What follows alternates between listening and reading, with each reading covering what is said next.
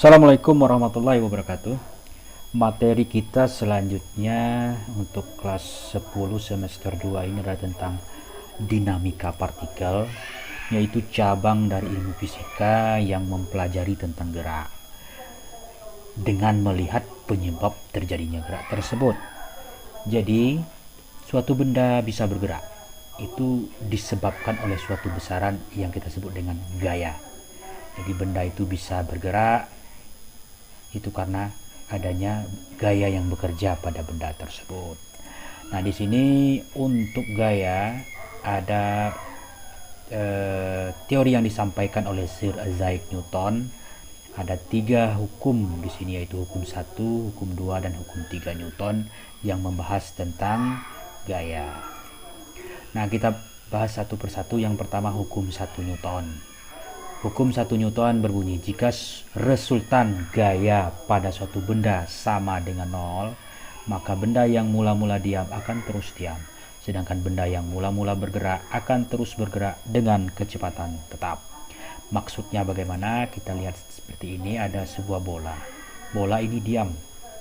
Kalau diam berarti dia akan cenderung diam terus kalau tidak ada gaya yang bekerja pada benda ini. Jadi benda ini akan selamanya terus diam kalau tidak ada gaya yang bekerja pada bola ini. Tapi kalau benda itu bergerak, maka benda itu akan terus bergerak dengan kecepatan tetap. Jadi bola ini bergerak terus, nggak berhenti-berhenti dengan kecepatan tetap kalau tidak ada gaya yang bekerja pada bola ini.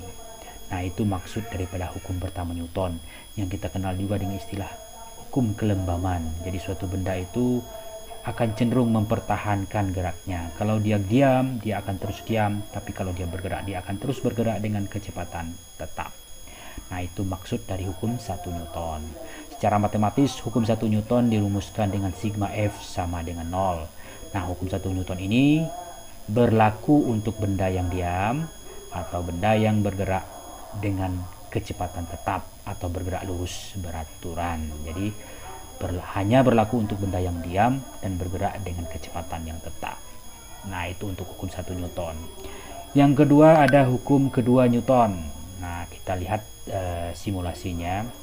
Misalnya kalau kita diberi suatu pertanyaan, manakah yang menghasilkan percepatan mobil lebih besar?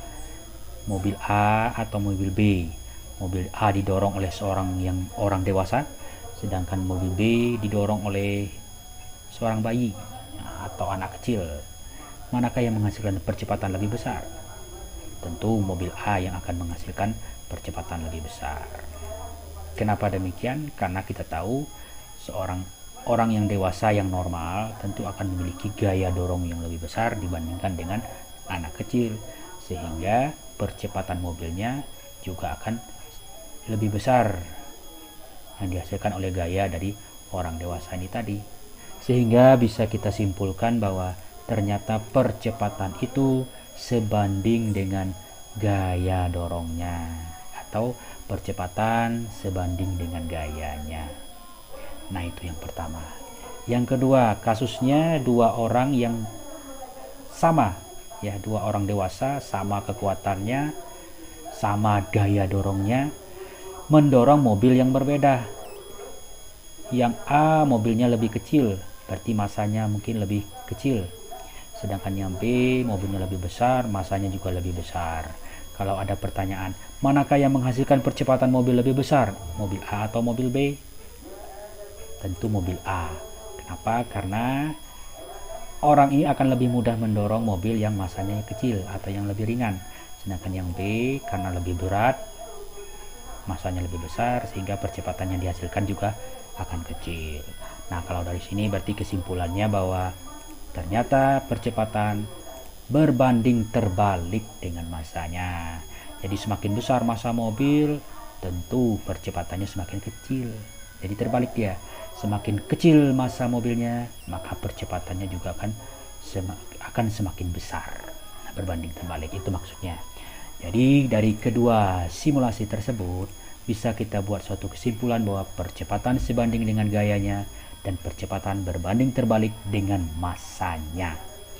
Dan kalau kita gabungkan kedua persamaan ini, maka dihasilkan bahwa percepatan sama dengan sebanding dengan gaya berbanding terbalik dengan F.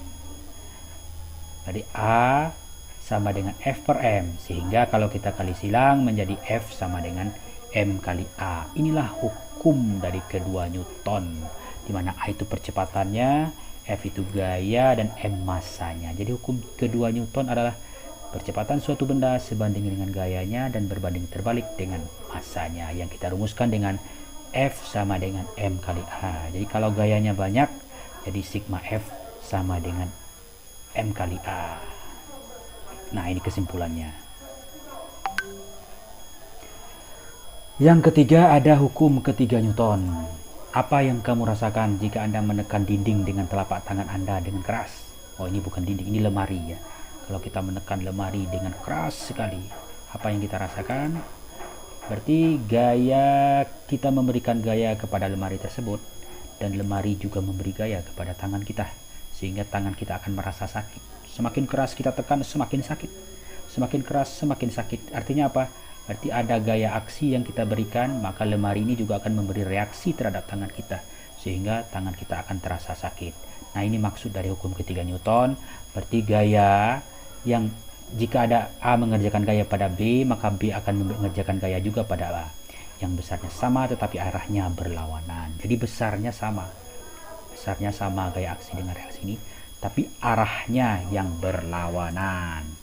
Maka disimpulkan bahwa hukum ketiga Newton, F aksi sama dengan min F reaksi. Min ini menunjukkan bahwa kedua gaya tersebut berlawanan arah, tetapi besarnya sama.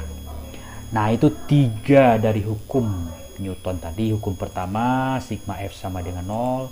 Hukum kedua, sigma F M kali A. Hukum ketiga, aksi reaksi, F aksi sama dengan F reaksi. Nah, untuk lebih memahami kegunaan dari ketiga persamaan ini, kita lihat contoh soal. 3 buah gaya dengan besar masing-masing F1 20, F2 25, dan F3 belum diketahui. Bekerja pada sebuah benda seperti ditunjukkan pada gambar. Ini gambarnya. Nah, ini F1 20 Newton arahnya ke kanan, F2 25 Newton arahnya juga ke kanan, F3 belum diketahui arahnya ke kiri. Nah, yang ditanya, jika benda tetap diam, berapa nilai X? X ini adalah F3-nya. Berapa F3-nya kalau benda ini diam? Nah, seperti yang dijelaskan tadi, kalau benda itu diam, berarti yang berlaku adalah hukum pertama Newton, bukan hukum kedua, karena dia tidak punya percepatan, karena dia diam. Jadi kalau dia diam bendanya, maka di sini berlaku hukum pertama Newton. Jadi persamaan yang kita gunakan pada soal ini adalah hukum pertama Newton. Jadi sigma F sama dengan 0. Apa maksud dari sigma? Sigma itu adalah penjumlahan dari seluruh gaya-gaya yang bekerja pada balok ini. Kita lihat arahnya, F1 ke kanan, F2 ke kanan, F3 ke kiri. Yang ke kanan kita kasih tanda positif, yang ke kiri kita kasih tanda negatif. Berarti F1 tambah F2 positif, sedangkan F3-nya ke kiri negatif. F1 tambah F2 dikurang F3 sama dengan 0. Kita masukkan nilainya, F1 20 Newton, F2 25 Newton. 20 tambah 25 kurang F3 sama dengan 0. Jadi 20 tambah 25, 45 kurang F3 sama dengan 0. Ini F3-nya pindah ruas. Kalau pindah ruas maka negatif menjadi positif. Nah, 45 sama dengan F3. Jadi harga dari F3 sama dengan 45 Newton. Jadi agar benda ini tetap diam, maka gaya F3 ini harus 45 Newton. Tidak bisa lebih kecil dan juga tidak bisa lebih besar. Karena kalau lebih kecil dan ataupun lebih besar, maka benda balok ini akan bergerak, bukan diam. Nah, itu. Kemudian soal yang kedua, sebuah balok bermasa 1000 kg mula-mula diam, kemudian bergerak sejauh 50 meter sehingga kecepatannya menjadi 20 meter per second. Tentukan besar gaya yang mempercepat gerak bola tersebut. Gerak balok tersebut. Jadi, kalau kita buat diketahuinya, massa M 1000 kg. Mula-mula diam. Kalau diam berarti kecepatannya 0. Ya. Kalau diam berarti kecepatan awalnya 0, bergerak sejauh 50 meter. Berarti berarti jarak tempuhnya 50 meter S. Sehingga kecepatannya menjadi 20 meter per sekon. Kalau tadi 0 itu adalah kecepatan awal, berarti 20 meter per sekon adalah kecepatan akhirnya VT. Tentukan besar gaya yang mempercepat gerak balok tersebut. Berapa gaya yang menyebabkan balok itu bergerak sampai kecepatannya 20 tadi. Berarti F-nya berapa? Nah, di sini kasusnya kecepatannya berubah. Mula-mula dia diam, terus bergerak sampai menjadi 20 meter per sekon. Berarti di sini kita tidak menggunakan hukum pertama lagi, harus menggunakan hukum kedua Newton, karena bendanya bergerak dengan kecepatan yang berubah. Berarti dia punya percepatan. Berarti di sini berlaku persamaan GLBB. Berarti berlaku hukum kedua Newton, sigma F M kali A. Nah, M-nya ada, cuman A-nya belum ada. Nah, A inilah yang kita gunakan persamaan GLBB yang kita bahas pada materi yang sebelum-sebelumnya. Jadi untuk menentukan A, kita gunakanlah persamaan VT kuadrat sama dengan V0 kuadrat tambah 2AS. Karena waktunya nggak diketahui, kita gunakan persamaan yang ini. Ini VT kecepatan akhir, kecepatan awal, A percepatan, S adalah jaraknya. Kita masukkan nilainya, VT 20, V0 0, dan S adalah 50. Nah, jadinya seperti itu, 20 kuadrat tambah 0 kuadrat tambah 2 kali A kali 50. 20 pangkat 2, 400. 0 kuadrat 0, 2 kali 50, 100. Jadi 400 sama dengan 100 A. Sehingga A-nya sama dengan 400 per 100, sama dengan 4 meter per sekon kuadrat. Dapatlah percepatannya. Nah, percepatannya 4 meter per sekon kuadrat. Inilah yang kita masukkan ke dalam hukum Newton, persamaan Newton ini. Jadi M-nya 1000, A-nya 4. Jadi 1000 kali 4, maka F-nya adalah 4000 Newton. Jadi F-nya cuma 1, berarti 4000 Newton. Jadi gaya yang harus diberikan kepada balok tersebut supaya kecepatannya bisa berubah sampai 20 meter per sekon adalah sebesar 4000 Newton. Nah, itu maksudnya. Jadi mudah-mudahan bisa dipahami.